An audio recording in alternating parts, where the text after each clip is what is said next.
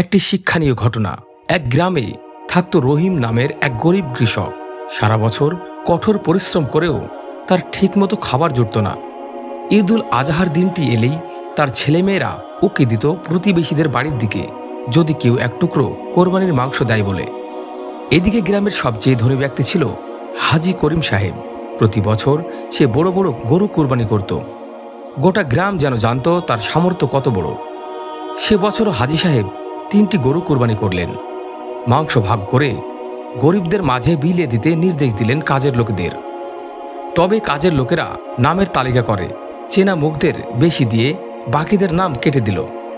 রহিমের ঘরে সে বছরও কোরবানির মাংস পৌঁছায়নি। সন্ধ্যায় হাজী করিম সাহেব নিজের ছেলেকে বললেন, আজ এত মাংস বিলালাম, আল্লাহ নিশ্চয়ই খুশি হবেন। উত্তরে ছেলেটি বলল, বাবা, রহিম চাচার ঘরে কি আপনি কখনো গিয়ে দেখেছেন যে কোরবানির ঈদ কেমন কেটেছে তার? আজ আমি তার ঘরে গিয়েছিলাম, গিয়ে দেখি তার ছেলেমেয়েরা শুধু পানি দিয়ে ভাত খাচ্ছে। এটা দেখে আমি সহ্য করতে পারছি না।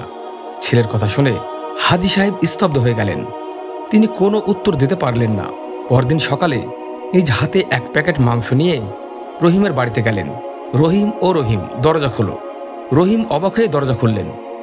হাজী করিম বললেন, ভুল হয়েছে রহিম ভাই, আমাকে মাফ করবেন, ঈদের খুশি সবার হওয়া উচিত। এই কথা শুনে রহিমের চোখে জল এসে গেল।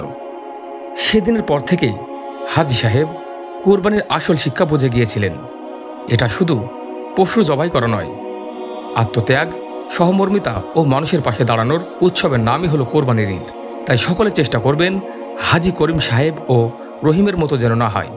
আশা করি ভিডিওটি যদি ভালো লেগে থাকে চ্যানেলটি সাবস্ক্রাইব করে আমাদের পাশে থাকবেন পরবর্তী ভিডিও পাওয়ার জন্য।